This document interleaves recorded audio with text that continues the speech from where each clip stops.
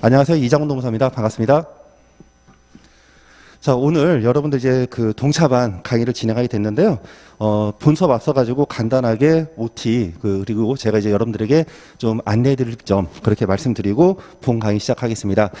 혹시 이제 설명회를 듣지 않고 오신 분들이 있을지 몰라가지고 간단하게 프라임 법학원의 그 동차반 커리를 말씀드리면요. 저희 커리는 이제 수강료를 좀 대폭 70% 할인한 대신에 여러분들의 어떤 그 공부량을 좀 비교를 해가지고 일기 강의를 좀 비디오로 이렇게 돌리고요. 그리고 강사분들이 이제 매번 교실 들어오셔서 멘토링을 좀 강화하는 방법으로 그렇게 수업이 진행이 됩니다.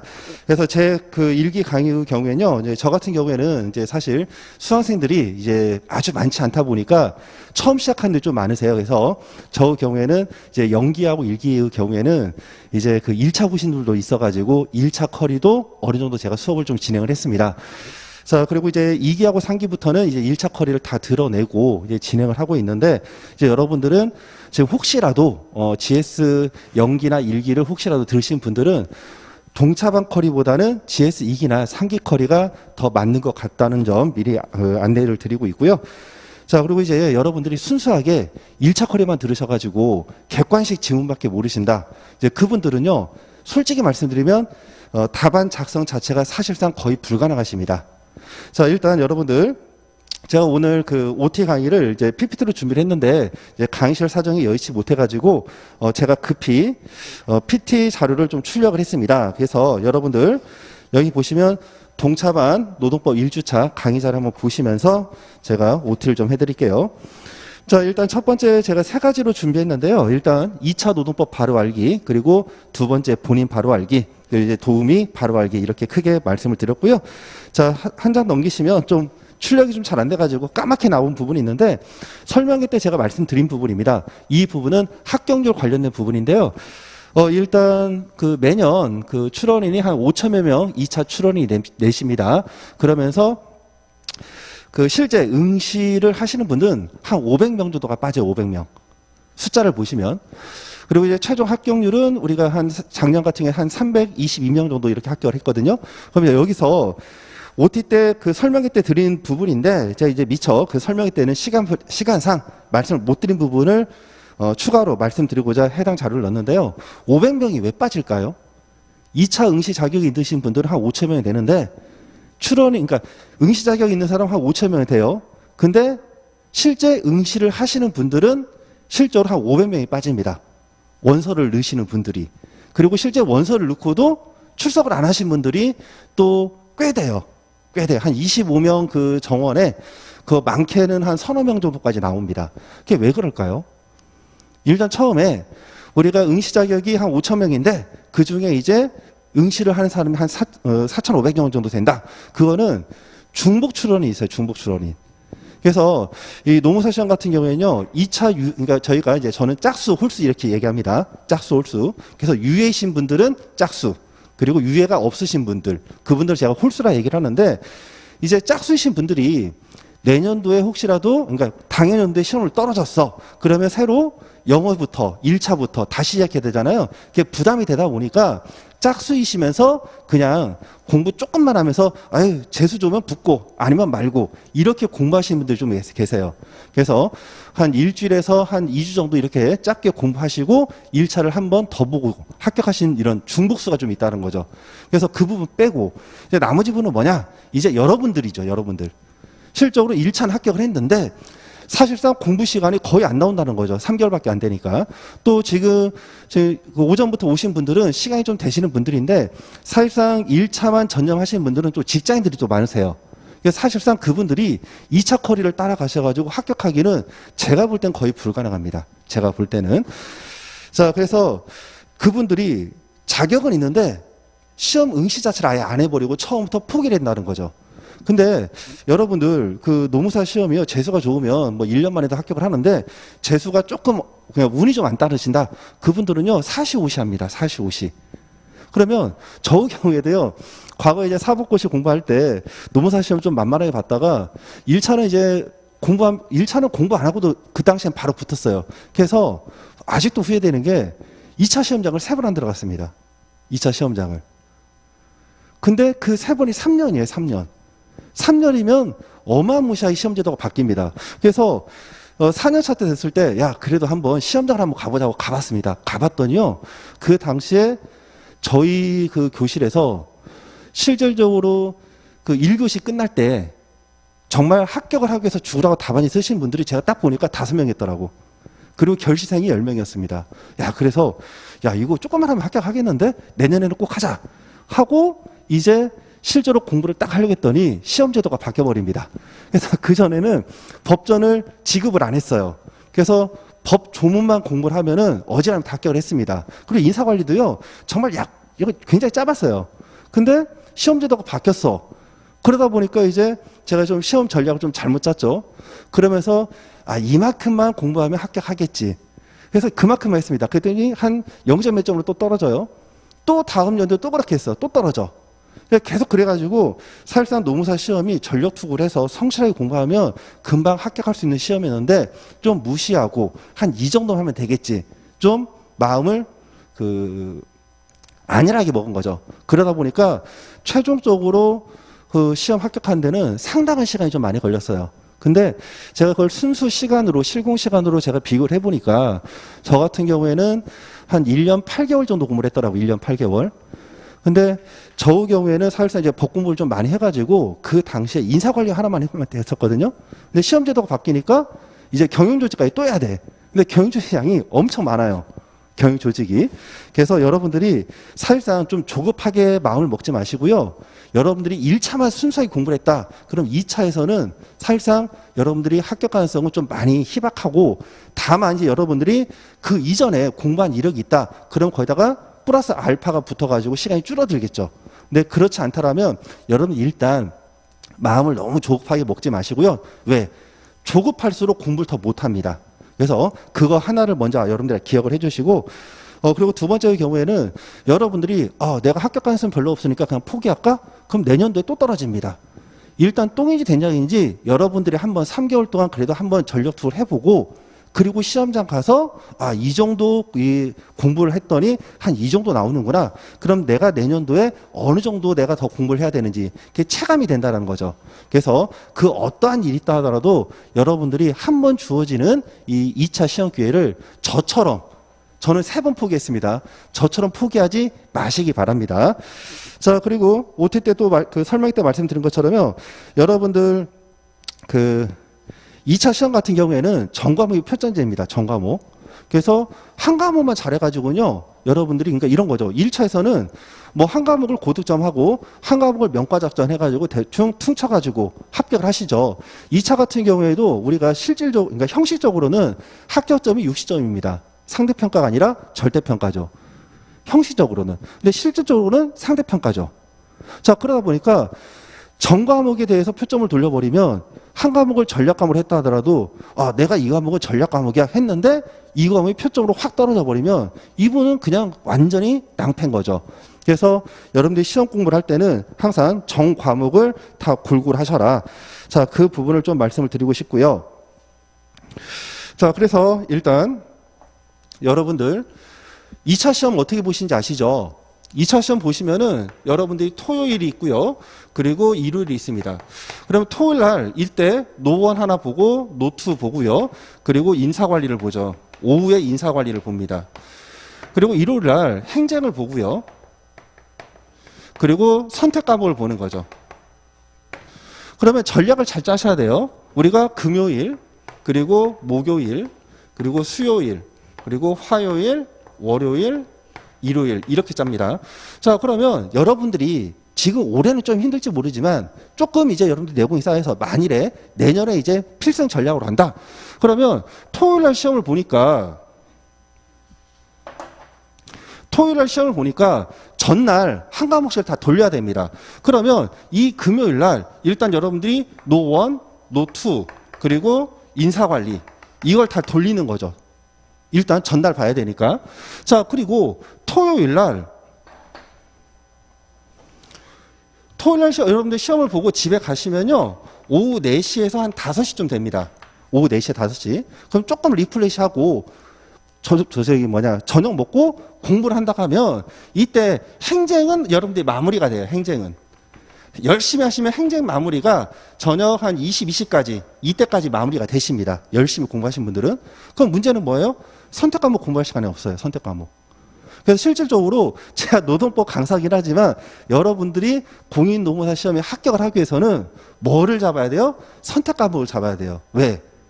우리가 정확하게 공부를 다 하신 분들은 하루에 한 과목씩은 충분히 마스터가 됩니다. 그리고 시험 보기 직전에는 이제 마음이 좀 쪼이니까 이 금요일 날 이 세 과목은 다 볼 수가 있어요. 근데 문제는 토요일 날 시험 보고 지쳤죠. 저녁에 여러분들이 많이 돌리는 건 행정 하나밖에 없어요. 행정은 여러분들이 보통 한 350페이지 정도 되거든요. 근데 이거를 공부 좀 되시면 한 150페이지 정도 줄어들 수 있어요. 그럼 정독이라는 건 다 봐. 근데 선택을 못 한다는 거죠. 그래서 여러분들이 첫 번째 결정하실 부분이 선택 과목을 뭐로 할 것인가. 개인적으로 민소는 비추고요. 여러분들이 좀 노멀하게 하는 게 경영 조직인데 경영 조직 같은 경우에는 양이 어마무시 많습니다. 좀 쉬워요. 접근성은 쉬운데 양이 좀 많아. 자, 반면에 이제 노동 경제학 같은 경우에는 양은 좀 적어요. 그리고 장 박사님 같은 경우에 이제 그 내용을 압축해서 잘 강의를 하시는데 문제는 표점제. 그래서 표점을 돌릴 때 노동 경제학은 이제 좀 수학적인 측면이 있기 때문에 배점이 정확해요. 배점이 정확하니까 원점수는 뭐 80점대도 있고요. 90점 가까이 들어갑니다. 다시 말하면 표점 돌렸을 때 노동 경제학은 좀 그 깎이는 폭이 좀 커요. 반면에 경영 조직의 깎이는 폭은 좀 적고 또 다수가 보기 때문에 표점을 돌렸을 때 노동 경제학보다는 상대적으로 영향을 좀 덜 받아요. 대신에 이 마무리할 때 절대적 시장이 좀 부족하다라는 거. 그리고 노동 경제학은 좀 수학적인 측면이 있어야 돼요. 접근성이. 그냥 그 경영 조직은 그냥 단순하게 우리가 암기하는 과목이고. 그래서 일단 그런 거 참고하셔서 선택 과목을 제일 먼저 선택을 하시기 바랍니다. 1차 때 선택 과목을 뭐 했다가 중요한 게 아니고 사실상 여러분들이 그 토요일 날 끝나고 행정 정리하고 나머지 시간 동안에 이 선택 과목을 얼마큼 정리할 수 있는가에 따라 가지고 달라진다는 거 기억을 해 주시고요. 자, 그러면 여기 이제 그 전에 목요일 날은 이제 뭘 해야 돼요? 여기서 이제 행정 그리고 선택을 여기서 여러분들이 정리를 한번 해주시고 그리고 이제 일요일하고 저기 일, 월, 화, 수 여기에서 이제 여러분들이 한 번 더 일요독을 합니다. 그래서 저 경우에는 이제 어떻게 하냐면 우리가 책을 보면 까먹잖아요. 까먹으니까 일요일하고 월요일 날 이제 여러분들이 뭐를 하냐 하면 요거를 먼저 해야 되죠. 일단 행정하고 그리고 여기서 선택을 먼저 하시고 행정을 먼저 하거나 아니면 여기서 이제 선택 과목을 하시고 그리고 화요일하고 수요일 날 이제 여러분들 뭐 인사관리를 먼저 하신다거나 아니면 여기에 대해 노동법을 하신다거나 이렇게 해서 최소한 시험 보기 직전 일요일부터는 여러분들이 최소 몇 회독을 한다? 2회독을 할 수 있어야 합격을 하십니다. 최소 2회독. 그리고 그 정도 공부가 되시려면 3개월 가지고는 좀 부족하세요. 3개월 가지고는. 자, 그리고 다시 여러분들 그 PT 자료를 좀 보시면은 이제 노동법 발효 알기인데 노동법이 양이 너무 많아요. 노동법은 2과목이다. 이렇게 말들을 많이 하시는데요. 사실상 노동법이 2과목입니다. 1차 때 우리 2과목이잖아요. 그리고 실적으로 노동법 양은요. 제가 볼 때는 행정 다음으로 적어요. 행정 다음으로. 행정은 양이 굉장히 적어. 대신에 여러분들 1차 하실 때 법대생이 아니신 분들 전제로 민법이 할만했나요? 민법 너무 어렵지 않나요? 왜 그래요? 행정은요. 그 민법 체감 난이도 한 10배 됩니다. 진짜. 비법이신 분들이 사회생활 안 하신 분들이 만일 행정을 했다. 민법 체감 난이도 한 10배 돼요. 대신에 양은 굉장히 적어. 그래서 행정 같은 경우에는 만일에 체계를 이해만 했다. 그러면 분량이 적으니까 이때 마무리할 때 효작 과목이 맞아요. 효작 과목이. 자, 그리고 노동법은요. 실적으로 판례만 잡으면 되는데 여러분들 일단 첫 번째 취약점 암기를 못 하세요. 그게 있고 두 번째 경우에는 노동법은 그 노무사 시험에서 유일하게 교재가 너무 많습니다. 인사하고 경영조직은요. 체감권 잡으면 그거를 1년 끝내요. 그냥. 연기, 1기, 2기, 3기 다 똑같습니다. 체감권으로. 자, 그리고 행정 같은 경우는 일단 분량이 작고 근데 노동법 같은 경우는 일단 전체 기본서가 있고요. 판례집이 있고 사례집이 있습니다. 체계가 여러 가지예요. 그러다 보니까 공부하실 때 접근성이 왜 이렇게 양이 많아? 이렇게 하는데 실적으로 여러분들이 글 쓰는 능력만 있다라면 판례는 한 B5 용지로 해서 한 120페이지에서 130페이지로 정리가 됩니다. 나머지는 그 120페이지하고 130페이지를 좀 우리가 좀 전문가처럼 쓰기 위해서 격가지로 배우는 것들이에요. 격가지로. 그래서 단권화를 시킬 땐 여러분들이 한 권만 잡으시면 됩니다. 개인적으로는 기본서를 저는 좀 추천을 해드리고, 그리고 공부가 좀 되신 분들은 판례집을 추천을 해드려요. 사례집의 경우에는 교수님들이 솔직히 말씀드려서 신림동 학원 강사가 내는 문제를 교수님들이 출제를 할까요? 여러분들이 절대 보시지 말아야 될 문제가 강사분들 창작 문제입니다. 강사분 창작 문제. 창작 문제가 판례가 없어가지고 한 이런 것들은 단문 형식을 좀 감안해서 좀 공부하시면 좋겠습니다 해서 참고용으로 내는 거는 상관이 없어요. 근데 강사분들이 창작되는 문제를 그거를 정말로 달달함기를 하신다. 그거는 조금 비춥니다. 왜? 교수님들이 학원 강사가 내는 문제를 보고 그걸 똑같이 낸다. 말도 안 되는 소리예요. 다만 이건 있죠. 강사분들이 창작 문제가 아니라 강사분들이 출제를 할 때 판례를 조금 변형시켜서 내는 것들. 그래서 A 판례, B 판례를 접목시켜가지고 출제를 한다. 이런 것들은 괜찮죠. 그래서 제일 중요한 건 노동법은 판례로 시작해서 판례로 끝난다. 그 부분이고요. 그리고 이제 여러분들이 또 하나 조심할 게 답안 작성법을 여러분들이 정말 못하십니다.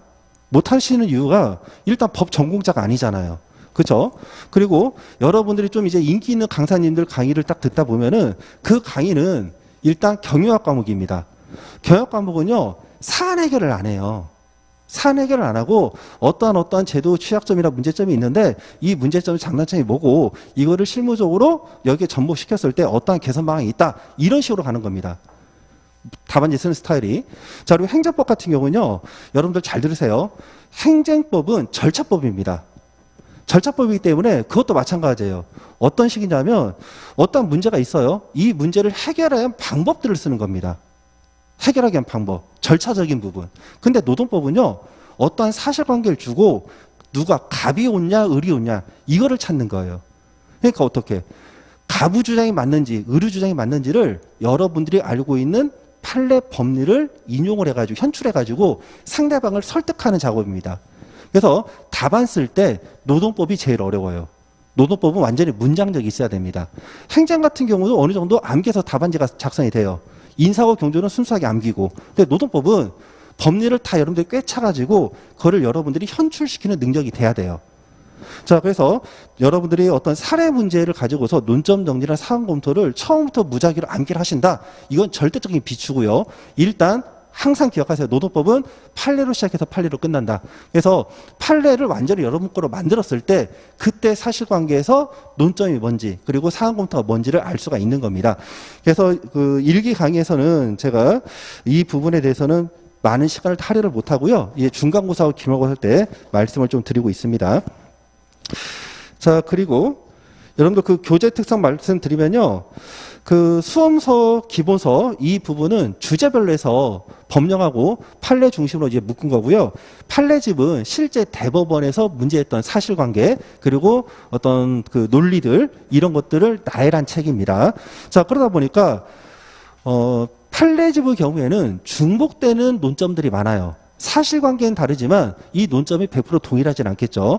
그래서 중복되는 점들이 많고, 그리고 사례집의 경우에는 판례집은 우리가 법리 부분은 괜찮은데 사안 검토 부분이 수험 적합적이지 않습니다. 그래서 사례집은 이러한 판례에 있는 내용들을 좀 수험 적합적으로 논점 정리하고 그리고 사안 검토를 좀 추가한 책이다. 그렇게 보시면 돼요. 그러면 결국에 가서는 수험서, 판례집, 사례집 공통적인 판례 부분은 거의 90% 이상이 동일합니다. 그래서 항상 강조해드리지만 책이 많다 이렇게 보지 마시고요. 한 권만 딱 찍어가지고 여러분들이 자기 거로 소화를 시키면 됩니다.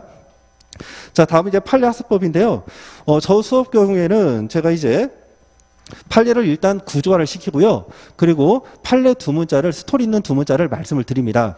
그래서 여러분들이 수업 시간에 제 얘기만 듣는 게 아니라 같이 저랑 호흡하면서 그 판례들 두 문자를 암기하시고 키워드를 넣는 연습을 좀 하셔야 됩니다. 자, 그리고 판례 같은 경우에 여러분들 겁먹지 마세요.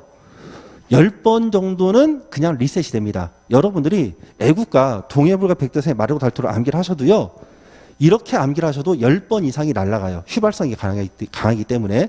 그래서 나는 암기를 하는데 맨날 이게 날아간다. 내 머리가 나쁜가? 그렇지 않습니다. 정말 머리 좋은 사람들도요. 그렇게 되는 게 일반적입니다. 일반적이에요.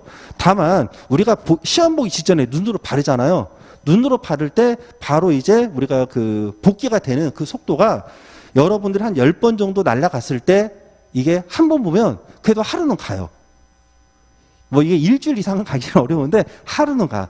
그래서 판례 암기를 내가 암기하고 한 10번은 까먹는구나. 이게 정상이구나. 이거를 좀 기억을 해 주시고요.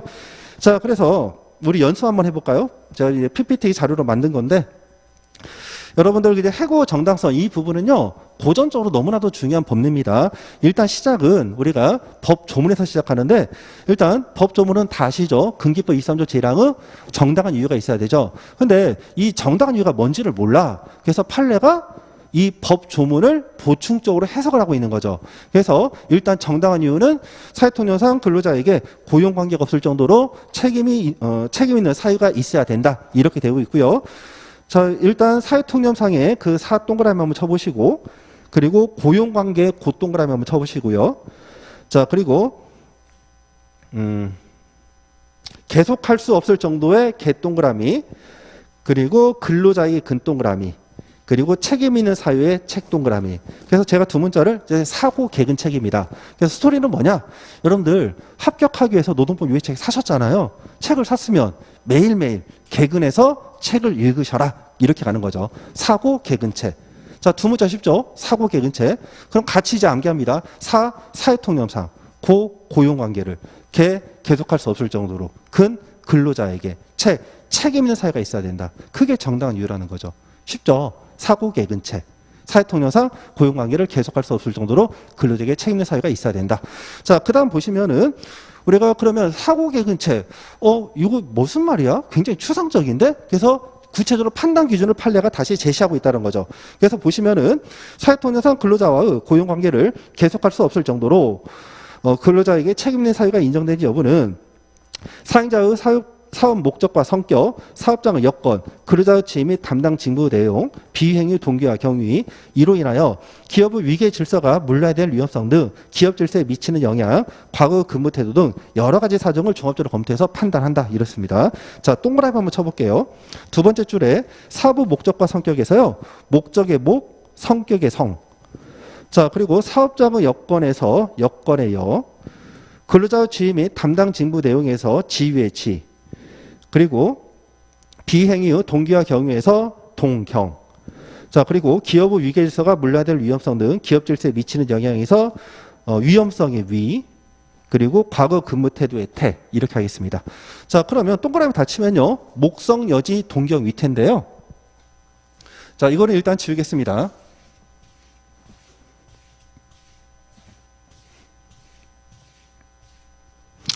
뭐 스토리가 좀 썰렁하긴 하지만 그래도 여러분들이 기억은 좀 많이 가실 겁니다. 제가 그림을 좀 잘 못 그려서 대충 그리겠습니다. 이거 한반도고요. 여기에 이제 일본이 있겠죠. 일본.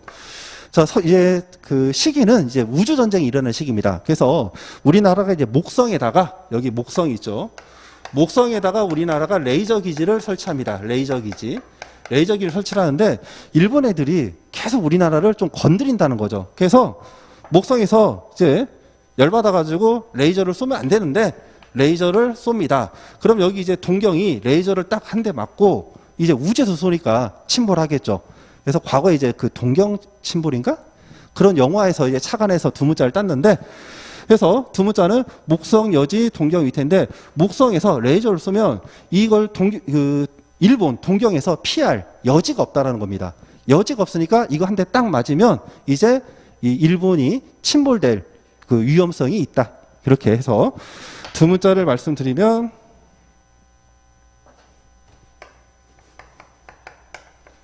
목성 여지 동경이 위태롭다 해서 위태하고요.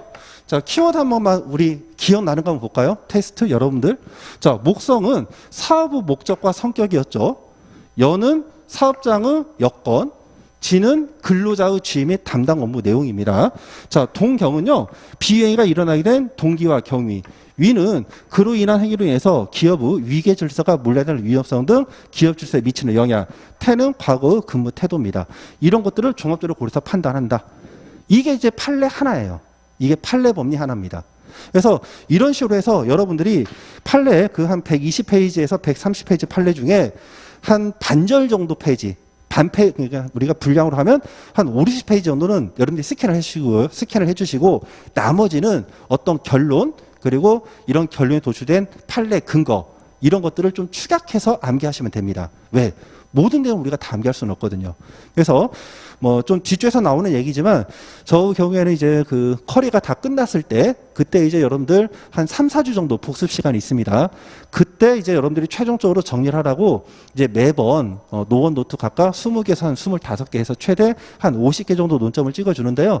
거기서 거의 다 지금까지 출제가 됐습니다. 그래서 일단 여러분들 판례만 좀 잡아주셔도 올해 시험에서 시험장 가서 충분히 여러분들이 어느 정도 쓸 수 있는 능력이 되실 거고요. 그 다음 페이지 넘기시면 여러분들 판례 자료를 좀 제가 제공을 하고 있는데요. 해당 자료는 여러분 보시면 이쪽 페이지, 여기 페이지 PPT 자료로 만들어가지고 페이지가 좀 없네요. 기존을 유리한 근로계약과 불리하게 변경된 취업계약 관계 이 부분인데 이게 이제 작년 기출 논점 판례입니다. 자, 이런 식으로 해서 판례 내용을 제가 좀 그 가로를 쳐가지고 여러분들이 제공을 하고요. 그리고 이걸 가지고 공부를 하고 그 다음 주에 여러분들이 오실 때 빈칸이 쳐져 있는 똑같은 자료도 들을 겁니다. 그럼 여러분들이 거기에다가 이제 공단을 채워 넣으시면 되고요. 자, 한 가지 주의할 점 말씀드릴게요. 저는 개인적으로 가로치기 별로 안 좋아합니다. 예, 개인적으로. 왜? 사람은요, 자기가 어떤 경험한 바, 또 자기 어떤 학습 능력에 따라 가지고 문장을 스스로 구조화시키는 게 다 다릅니다.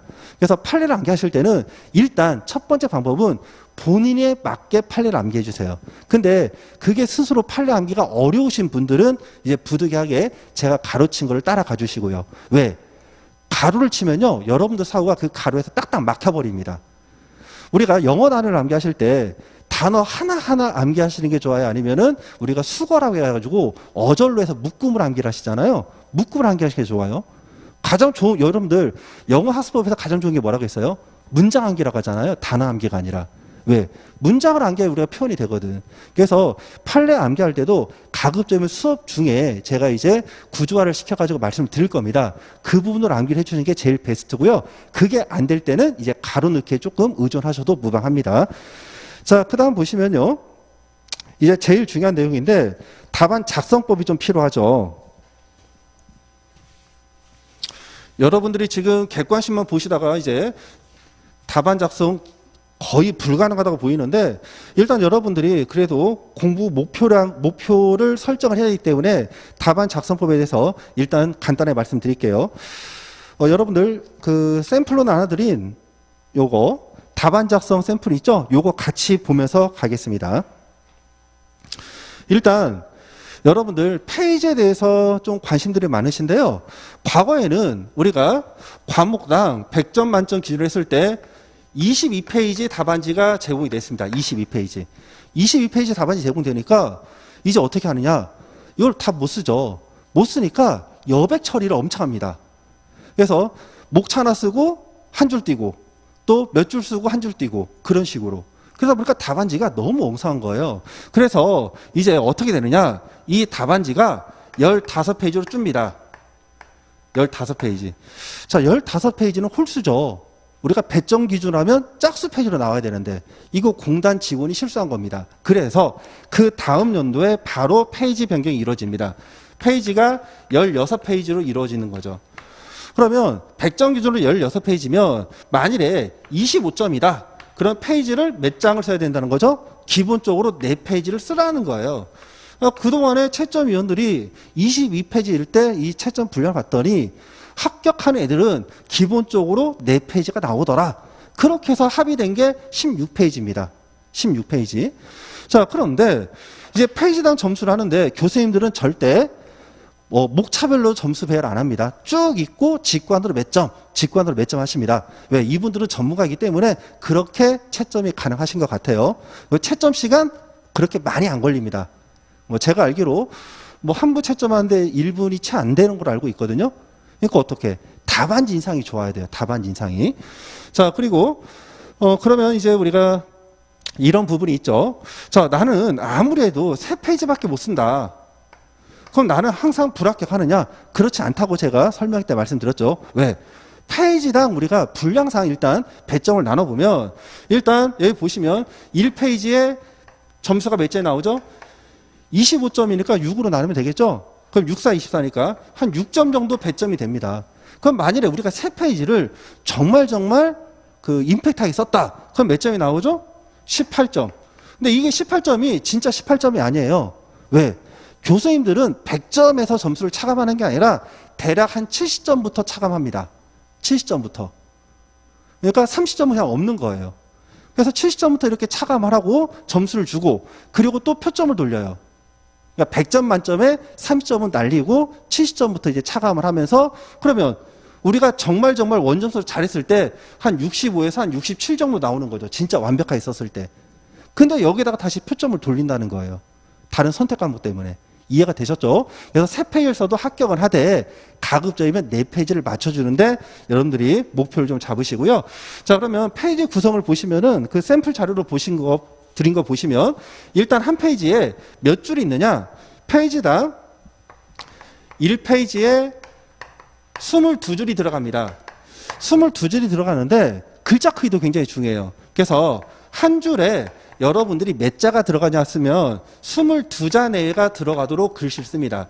너무 작게 쓰시면요, 필력은 빨리 나오죠. 분량은 많아지는데 대신에 페이지가 줄기 때문에 불이익이 있어요. 그래서 항상 기억하세요. 한 줄에 여러분들 22자 내외가 들어가 있으세요. 22자에. 이것도 룰입니다. 자, 그리고 이제 목차를 쓰시는데, 일단 목차 순서는 대목차, 그리고 중목차, 그리고 소목차가 있고요. 여기까지가 기본적인 목차 나열이고, 여기다가 추가로 더 가면 반목차까지는 들어갑니다. 그런데 절대적으로 원목차는 쓰지 마세요. 이 원목차는 어디다 쓴다? 이 원목차는 얘는 본문에서 어떤 근거 구분을 할 때 쓰는 겁니다. 얘는 목차가 아니에요. 단락으로 쓰시면 안 돼요. 원목차는 본문 안에서 근거 제시할 때 1번, 2번, 3번 이렇게 넘버링을 하는 거고, 목차는 여기까지만 쓰시는 거예요. 목차는.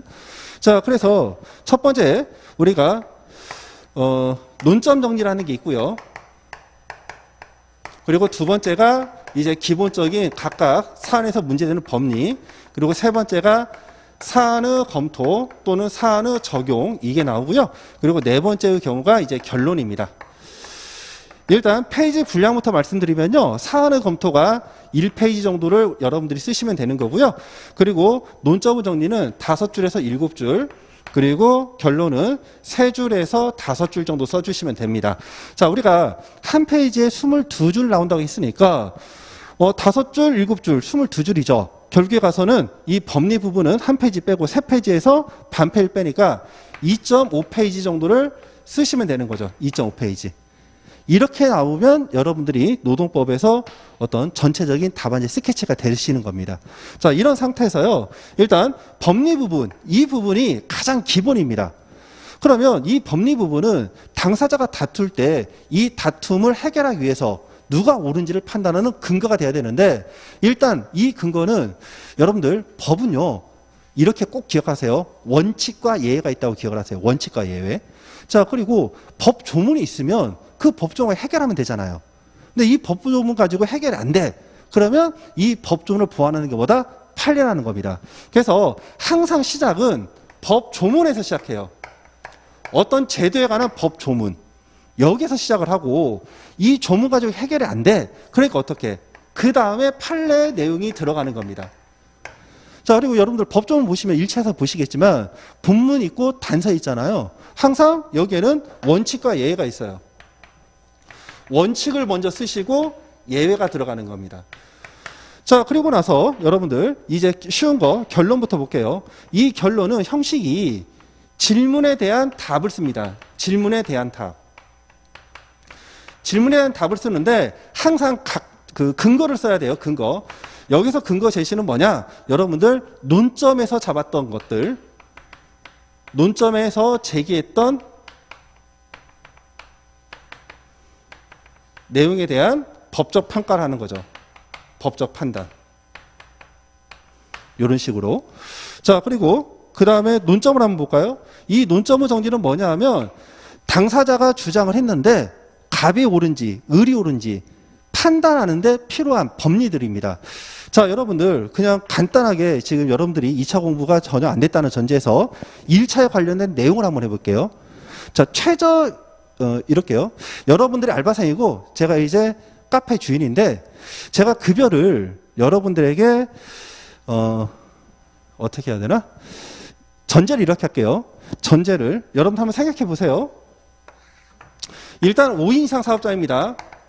5인 이상 사업자이고 여러분들이 1일 4시간씩 주 5일 근무를 합니다. 주 5일 근무를 하는데 이제 사장님이 급여를 지급할 때 어떻게 지급하느냐? 일단 첫 달 급여를 이렇게 하고 시급은 최저임금으로 지급할게요. 최저임금으로 지급하는데 사장님이 이때 최저임금의 90%를 지급하고요. 그리고 여러분들이 해당 일에 하루하루 날짜를 했더니 21일을 근무했습니다. 21일. 그래서 최저임금 90%에다가 21일 1급 총액으로 지급합니다. 이렇게 지급을 했어요. 실제 알바를 했을 때. 그래서 이 금액이 나온 게 이제 X1이다. 이렇게 지급합니다. 그럼 여러분들 이거 제대로 지급된 거예요? 사장님은 제대로 됐다고 얘기를 하고, 자, 여러분들은 이거 제대로 되지 않았다고 주장하려면 설득을 해야 되죠. 근거가 필요합니다. 이거는 판례 필요 없어요. 여러분들 알고 있는 법 조문이죠. 자, 그러면 여기에서 여러분들이 보통 논점 잡을 때 어떻게 잡느냐? 사실관계 쭉 다 씁니다. 쓰면서 급여 산정 방법이 문제가 된다. 이렇게 쓰죠. 근데 급여 산정 방법이 문제가 된다. 이거는요. 실질적으로 문제에서 주어지는 거예요. 문제에서. 그러니까 그거는 문제에서 실제로 제시를 해주는 거지 당사자, 여기서 사장님 대 여기 알바생의 주장의 다툼을 해결하는 게 아니에요. 이해가 되시죠? 이거는 급여 산정 방법 자체가 문제인 거지 사장님과 알바생의 다툼을 해결하는데 아무런 실적인 제시가, 근거 제시가 없는 거죠. 그러면 여러분들 알고 있는 근거 제시는 뭐예요? 자, 일단 최저임금 90%를 감액할 수 있는 경우는 수습증이자죠. 그러면 여기서 이제 수습이 있는데 이 수습은 근로계약서에 명시를 해야 돼, 안 돼야 돼요? 명시를 해야지만 수습 효력이 있어요. 그럼 논점은 뭐예요? 사장님은 너는 수습기간이기 때문에 최저임금 90% 지급하는 거다. 이렇게 주장을 하면 근로계약서에 명시되지도 않았음, 근로계약서에 수습 근로자라고 명시되지 않았음에도 불구하고 최저임금법에 따라 임금을 10% 감액할 수 있는지 문제가 된다. 크게 논점인 거죠. 당사자 실제 다툴 수 있는 거. 자, 그러면 이거를 사안 적용을 하면 어떻게 돼요? 사안 적용하면 우리가 법리를 알고 있잖아요. 그러면 근로계약서에 수습기간을 명시하고 있지 않는 바 해당 알바생에 대해서 최저임금을 감액할 수 없다. 이게 사안 검토예요. 그거를 우리가 법 조문 대신에 판례 법률로 바꾸면 되는 거죠. 그러니까 뭐야? 논점 정지 사안 검토는 결국 와서는 판례 법리를 사실관계에 적용해서 적당히 돌리는 거, 믹스만 하면 되는 거예요. 그래서 다시 한번 강조하지만 판례 법리를 여러분들이 가장 먼저 잡으셔야 되고요. 또 하나 여기 있죠. 지금 여기서 일당으로 계산해서 줬잖아요. 근데 5인 이상 사업장이고 주 몇 일 했죠? 4, 5, 20시간 근무했죠. 그럼 초단시간 근로자가 아니죠. 그럼 뭐가 발생해? 주일이 발생하죠. 주휴 수당을 지급을 해야 된다는 거죠. 그러니까 이런 부분들을 이제 논점으로 잡고 실제 법조문을 제시하면서 검토를 하는 거, 이게 사안 검토 내용입니다. 그래서 이거는 제가 그냥 간단하게 여러분들 실무에서 많이 발생하는 것들, 그걸 말씀을 드린 거고요. 그래서 이 사안 검토 내용은 다시 말씀드리면 사실관계를 판례를 적용하여 법적 평가를 하는 겁니다. 법적 평가. 즉, 이 부분은 여기서 논점을 1번 논점, 2번 논점, 3번 논점 이렇게 잡았죠. 보통 25점 기준으로 논점은 2개 내지 3개가 나옵니다. 이렇게 제시된 걸 가지고서 여러분들이 직접 법적 평가를 하는 거고요. 그리고 이 결론의 경우에는 사항검토 내용을 그대로 쓰는 게 아니라 이거 된다 안 된다, 이거 된다 안 된다, 이거 된다 안 된다, 이거를 모아서 최종적으로 질문에 대한 답을 쓰는 겁니다. 아마 추상적이어서 여러분들이 무슨 말이 좀 어려우실 거고요.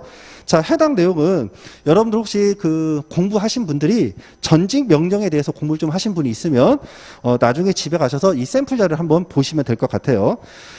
해당 내용은 제가 너무 깊게 설명해 드리기 좀 어려우니까 이 정도 하겠습니다. 자, 그리고 여기 샘플 자료 한번 볼게요. 샘플 자료. 실제 여러분들이 중간고사, 기말고사 보실 때 이렇게 쓰셔야 되는데, 일단 처음 보시면은 일단 그 문제를 쓰시는 거예요. 문제를 쓸 때 문제 내용을 다 쓰시는 게 아니라 그냥 간단하게 그 문제 키워드만 좀 쓰시는 거죠. 뭐 취업규칙에 관련된 것이다. 그럼 뭐 취업규칙 분립 변경 뭐 이런 식으로 쓴다거나. 그리고 띄어쓰기를 잘 보시는데요. 띄어쓰기는 룰이 있습니다. 너무 많이 띄었으면 없어 보여. 그래서 항상 단락 기준으로 갑니다. 단락 기준. 그래서 첫 번째 보시면은 로마자 1 해서 논점 정리해가지고 문제가 쭉 주어졌죠. 그리고 단락이 바뀌니까 한 줄 띄고, 그리고 이제 본문으로 가셔서 법리 부분 로마자 2 전직명령 정당서. 자, 이거 단락이 아니죠. 그러니까 바로 다음 중복차 1 전직의 의 쓰시고, 자, 전직의 하나의 단락이 끝났죠. 그러니까 한 줄 띄시고 전직명령 법적 근거 이렇게 넘어가시고, 또 다음 페이지 보시면은 이제 단락이 끝나니까 한 줄 띄시고 전직을 제한하면서, 자, 목차와 목차 간의 간격을 여러분들 띄지 마시고요. 가급적 붙여주세요. 단락 기준으로 합니다. 자, 그렇게 해서 뭐 직무 내용이나 직무 장소가 한정되어 있는 경우 중에 이제 전직명령 효력 단락이 끝나니까 또 한 줄 띄고, 그리고 권리남용 해당 여부에 대해서 한 단락 쓰고 또 내용이 바뀌니까 한 줄 띄고 뭐 이런 식으로 쓰는 겁니다. 자, 그래서 맨 마지막을 한번 보시면은 4페이지. 한 주제가 끝났다. 그러면 그 주제가 끝났다는 것을 반드시 표시를 하셔야 됩니다. 그래서 하이픈 하시고 제1문의 1 끝 이런 식으로 쓰시면 돼요. 자, 그리고 이제 모든 문제가 끝났다. 그러면 모든 문제가 끝나면 최종적으로 어떻게 하냐 하면 이제 노동법 같은 경우에는 보통 이제 50점짜리 분설형 문제 25, 25에서 50점짜리 한 문제가 나오고, 2문은 이제 25점입니다. 그러면 제2문 끝하고 제2문 끝하고, 그리고 여기다가 이하 여백하고 더 이상 글이 없다. 이 표시를 반드시 써주시기 바랍니다. 이거는 공식적인 룰입니다. 모든 문제에서 다 이렇게 처리를 합니다. 자, 이렇게 보시고 PT 자료를 좀 볼게요. 자, 페이지가 좀 없어서 좀 죄송한데 계속 좀 넘겨보세요. 답안 작성법 동일한 내용 넘기시고, 그 다음에 보시면은 노동법 마스터 전략 이렇게 나와 있죠. 자, 이것도 설명회 때 말씀드린 부분인데 다시 한번 말씀을 드리겠습니다. 일단 노동법의 경우에는 판례를 여러분들이 기본적으로 다 알고 계셔야 되고, 저는 이 판례를 총알이라 표현합니다. 근데 여러분들 암기를 하실 때 이해가 안 되고 그냥 암기하기는 좀 어렵습니다. 암기가 된다 하더라도요, 금방 날아가요. 그래서 기본적으로 일단 이해를 좀 해 주시고, 그리고 암기를 좀 하도록 하겠습니다.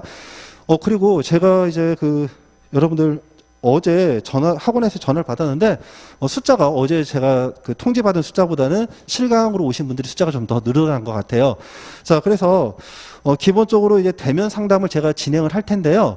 제가 먼저 접근하시면 여러분들이 좀 부담 느끼는 경우가 좀 있어서, 일단 여러분들 쉬는 시간에 의사를 좀 반영해서 일단 전체적으로 강제적으로 제가 상담 일정을 세팅을 하는 방법이 있고, 아니면은 뒤쪽에다가 제가 상담 신청표를 좀 붙여놓고 여러분들이 자발적으로 신청할 때 그 부분 선착순으로 당일 신청을 받는 방법이 있습니다. 이거는 차후에 여러분과 좀 논의를 해서 상담 일정을 진행을 하겠습니다.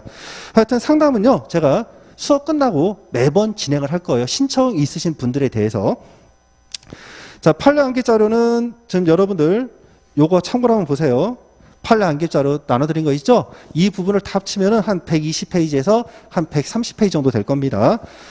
자, 그래서 이 부분에 대해서 제가 이제 수업 시간에 이거는 스캔해 주세요 한 것들은 별 표시하시고 여러분들이 달달 암기를 해주시고, 그렇지 않고 이 부분은 판례 결론과 근거만 여러분들이 좀 정리해서 제시하면 됩니다. 그것들은 스캔까지는 할 필요 없고요. 여러분들이 최대한 키워드 위주로 정리를 좀 해주시면 됩니다.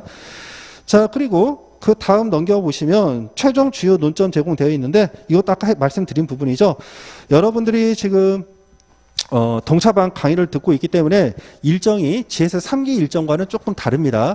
그래서 GS 3기 과정을 기준으로 해서 3기가 끝날 때 제가 최종적으로 출제급 문제들을 제가 논점을 찍어 드릴 거예요. 그래서 여러분들이 만일에 3기 과정을 듣지 않는다 하면 제가 학원 측에 말씀을 드려서 동차반으로 수업을 들으신 분들에 대해서는 제가 어떤 그 이메일이라던가 아니면 문자로 해당 그 주제들을 발송시켜 달라고 부탁을 드리겠습니다.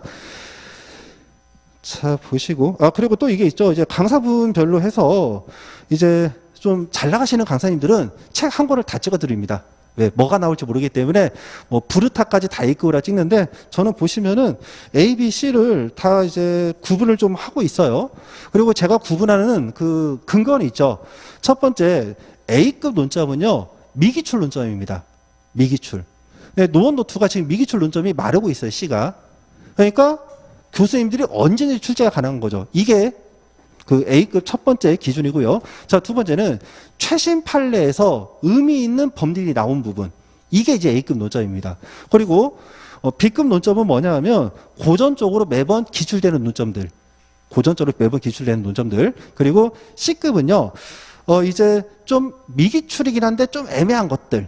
그런 것들을 이제 C급으로 놓는 거죠. 자, 그리고 여러분들 그 논점을 우리가 잡을 때 또 이게 있어요. 교수님들이 문제가 아무리 중요하다 하더라도 지금 노동법은 주로 사례 문제로 나오죠. 25점짜리는 단문으로 출제가 됩니다. 그러면 해당 문제를 50점짜리 분설력 문제로 묶을 수 있는 문제인지 그렇지 않은지를 판단을 해야 돼요. 왜? 우리가 최신 판례가 나왔다 하더라도요, 이 최신 판례를 사례형으로 만들기에 애매해. 왜? 분량을 맞춰야 되거든, 4페이지. 이해가 되셨죠? 그래서 그런 부분들을 감안해서 제가 고민해서 찍어드리니까 여러분들이 정리를 그렇게 해주시면 될 것 같고요. 자, 한 페이지 넘기시면 이게 PT 자료인데, 제가 PT 자료가 여러분들 눈에 잘 보이라고 까만 바탕에 흰 글씨를 쓰는데 이게 지금 먹통이 됐네요. 이 부분은 이렇게 보시면 될 것 같아요. 여러분들 바로 알기입니다. 여러분들 바로 알기. 그래서 여러분들 친구 따라 강당 간다 그러지 마시고요. 친구 따라 같이 강당 가다가는 망할 수가 있습니다. 그래서 일단 여러분들 자신에 대해서 정확하게 여러분들이 냉정하게 평가를 하셔야 돼요. 자, 첫 번째 제가 기준 한번 제시할게요. 제가 두 문자로 아까 정당한 이유에 대해서 말씀드렸죠. 거의 이제 3단 논법. 그래서 첫 번째 근기법 23조 제1항의 정당한 이유. 두 번째 혹시 두 문자 기억나신 분 있나요? 자, 민방위 하지 마시고 살짝 저만 알아보게 뭐 손가락을 든다거나. 여러분들 이런 거죠. 공부하는 머리가 따로 있는 게 아니에요. 여러분들 어제 친구랑 뭐 했어요? 또는 일주일 전에 뭐 했어요? 또는 뭐 데이트를 했다? 영화를 봤다? 또는 집에서 TV 봤다? 자, TV 보고 나서 리모컨 딱 끄는 순간 내가 뭐 봤는지 기억 하나도 안 나시면요, 조금 문제가 있죠. 근데 내가 보긴 봤는데 정확하게 스토리가 기억이 안 나고 등장인물도 기억이 안 나요. 그러면 이분은 이제 뭐야? 두뇌 활동이 지금 제대로 안 되고 있는 거예요. 우리가 여러분들 다 나이대가 다 다르기 때문에 과거를 한번 기억해 보세요. 과거. 기억력 좋을 때는요, 친구랑 대화했던 거, 1시간 동안 썼던 거 다 기억납니다. 대화 내용. 그죠? 근데 어느 순간부터 기억이 안 나. 왜? 여러분들은 두뇌 근육량이 빠진 거예요. 그러면 남들하고 똑같이 하면 안 되죠. 남들은 내가 예를 들어서 PT를 한다. 그러면 제가 푸시업을 운동을 계속 했으면 뭐 30개, 50개 하는데 내가 지금 근육량이 전혀 없는데 남들 그렇게 한다 해서 저도 같이 하면 어떻게 되죠? 팔뚝이 부러지죠. 그러니까 여러분들은 공부량에 맞춰가지고 우리가 공부를 해야 됩니다. 그러니까 어떻게? 첫 번째 테스트입니다. 여러분들은 지금 암기력이 얼마나 되는지를 테스트하기 위해서 공부 테스트가 아니에요. 오늘 당장에 이제 여러분들이 일상을 기억을 한번 해보시고 집에 가셔서 얼마나 구체적으로 현출되는가를 한번 생각해 보세요. 그게 안 되면서 공부가 된다? 말도 안 되는 거죠. 일상적인 거를 기억을 못하면서 여러분들이 특별한 공부가 돼요? 안 돼요. 기본적으로 그러니까 일상적인 거를 기억을 하시면서 그거를 공부에 접목을 시키는 거죠. 왜? 일상적인 거는 좀 쉽고 편하니까 기억이 좀 잘 나는 거고, 공부라고 하는 건요, 하기 싫잖아. 하기 싫은 걸 억지로 기억하려니까 더 기억이 안 나는 거죠. 그래서 그 두 부분을 여러분들이 좀 원활하게 접목을 좀 시킬 필요가 있습니다. 그리고 두 번째는요, 여러분들은 신체 체력 테스트입니다. 집중력 테스트. 그래서 이거는 반드시 여러분들이 하셔야 돼요. 일단 여러분들이 쉬지 않고 초집중해서 공부할 수 있는 순공 시간을 뽑으셔야 됩니다. 그리고 그 순공 시간은요, 아무리 못해도 최소 100분 이상입니다. 100분. 왜 100분일까요?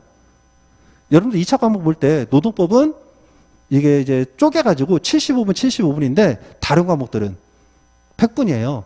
그러니까 100분 동안 미친 듯이 여러분들이 답안지를 쓸 수 있는 어떤 체력이라던가 머리 두뇌 회전이 나와야 돼요.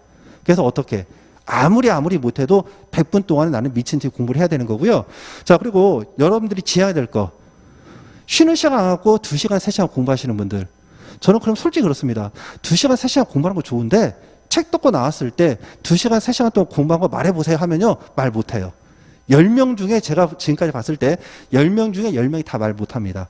그럼 공부한 거예요, 안 한 거예요? 안 한 거예요. 공부는요, 30분이든 1시간이든 여러분들이 딱 집중해서 보고 책을 덮고 바람 쐬러 나왔을 때, 아, 내가 뭘 공부했지?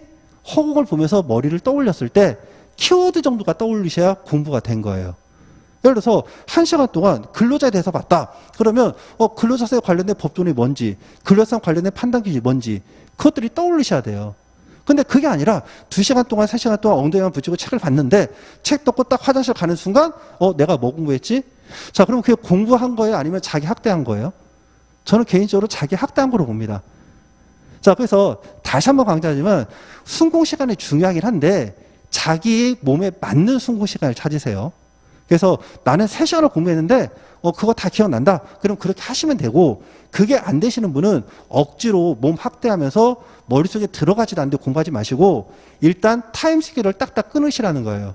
그래서 나는 아직 내가 그 머리 근육량이라던가 신체 이게 적응이 좀 안 됐다. 그러면 30분 하면 30분 딱 하시고요.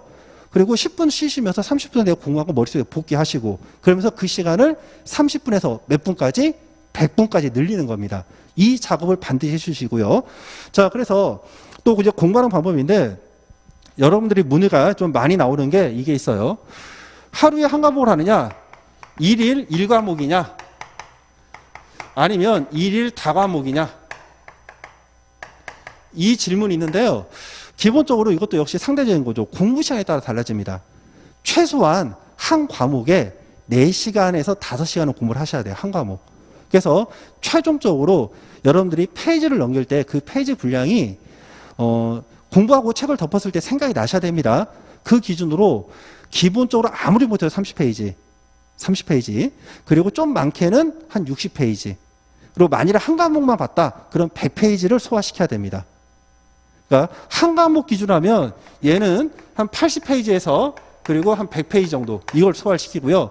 만일에 1일 다과목을 봤다, 3과목, 4과목 보는 건 비추입니다. 3과목, 4과목 보는 건 비추고, 이거는 이제 2과목을 보는데 아무리 못해도 한 과목 페이지가 30페이지에서 그래도 50페이지는 나와야 돼요. 한 과목이. 자, 그리고 이걸 붙일 때는 어떻게 하느냐, 법과목하고 경영과목을 붙이세요. 그래서 노원과 행정을 구분합니다. 노원과 행정을 구분하시고요. 저 경우에는 행정은 좀 어렵지만 분량이 좀 적죠. 자, 그러면 선택 과목이 분량이 많으니까 행정에다가 경영 조직을 섞습니다. 또는 여기다가 노동 경제학을 섞어요. 그리고 노동법은 이제 판례 암기량이 조금 부담되니까 좀 편안하게 읽을 수 있는 거, 인사관리를 묶습니다. 자, 그리고 이제 또 일별로 했으면 이제 주별로 가야 되겠죠. 그러면 이거 하루하고 이거 하루하고 이렇게 교차하지 마시고, 일주일이면 요거를 3일, 요거를 3일, 이런 식으로 세팅을 하시는 게 바람직해요. 그래서 우리가 한 과목씩 보는 방법이 있고, 만일에 2과목을 보겠다 그러면 요렇게 묶고 그리고 3일 3일 이런 식으로 좀 연속성 있는 공부를 하셔야 되지 찔끔찔끔 하시면요 휘발성이 너무나도 강합니다. 자, 이 부분 좀 기억을 해주시고요. 자, 그 다음에 PT 조금 더 보시면 이제 여러분들의 숙제인데요. 지금 제가 이제 매번 그 기초인문 특강을 제가 합니다. 그래서 아마 2022년도 기초인문 특강도 있을 거예요. 근데 이제 여러분들이 1차 공부를 하셨기 때문에 그 전에 이제 뭐 민법이라던가 헌법 내용을 좀 아시는 분들은 굳이 들으실 필요가 없고요.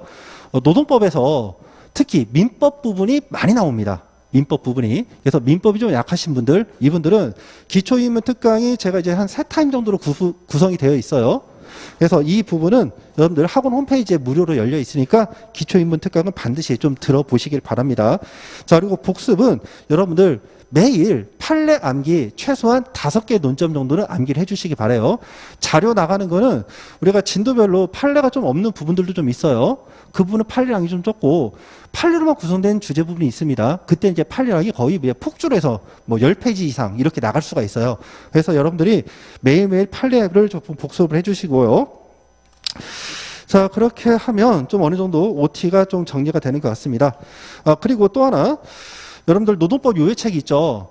제가 첫 주차 때는 요약책을 제가 오늘 나갈 진도를 이제 프린트로 좀 드렸고요. 이제 이런 부분이 있습니다. 책 개정이 이루어지는데 2차 시험이 끝나고 나면 이제 7월에서 8월쯤에 책 개정잡이 들어갑니다. 그래서 여러분들이 생동으로 수업을 듣고 다음 연도에 또 책을 또 사야 되느냐 이런 부분이 있기 때문에 제가 이렇게 말씀드리겠습니다. 노동법 같은 경우에는요, 그 법조문하고 판례들이 좀 나오기 때문에 책은 매번 개정이 됩니다. 자, 다만 여러분들 책 새로 사는 부담을 좀 줄이기 위해서 개정되는 부분은 제가 출판사에서 요즘에 별도로 추록은 좀 안 나오고 있거든요. 그래서 그 개정사항 부분은 제가 학원 홈페이지를 통해 가지고 여러분들이 좀 보완할 수 있도록 그렇게 정리를 좀 하겠습니다. 자, 다만 이제 그 강의 나갈 때 책 페이지는 조금 달라질 수 있지만 큰 어떤 흐름에 있어서는 차이가 없으니까 여러분들이 책을 구매하신 분들은 뭐 크게 부담 갖지 마시기 바랍니다. 추록 그 부분을 학원 홈페이지라던가 아니면 제가 이제 그 매 기수 시작할 때 별도 자료를 출력해서 나눠드리도록 하겠습니다. 자, 그럼 이제 마지막 여러분들 그 여기 강의 계획서 한번 볼게요. 여러분들은 이제 이번 시간 끝나고 나면요 이제 비디오 영상이 틀어질 거고요. 저는 그래도 제가 앞자리에 앉아가지고 여러분들을 보는 거는 좀 그렇죠. 맨 뒤쪽에 제가 앉아서 여러분들이 이제 수업 듣다가 궁금한 거 있으시면요 언제든지 오시기 바랍니다. 언제든지. 자, 쉬는 시간도 가급적이면 제가 자리를 좀 지키도록 하겠습니다. 그래서 이해가 안 된다. 뭐 그리고 어떤 논점은 강약이 좀 필요한 것 같다. 그러시면요 편하게 오십시오. 제가 다 케어해 드리겠습니다. 그리고 이제 중간 기말 시험을 보는데 여러분들 한 페이지 넘기시면 3페이지에 일정표가 나와 있죠. 그래서 모의고사는 12회차 때 노원 파트가 거의 끝날 쯤에 한번 시험을 보고요. 자, 그리고 22회 때 이제 노트 파트에서 50점짜리 시험을 볼 겁니다. 이 정도 OT 하시면 될 것 같습니다. 자, 그러시면 10분 쉬시고요. 2교시부터는 영상 강의가 진행될 겁니다.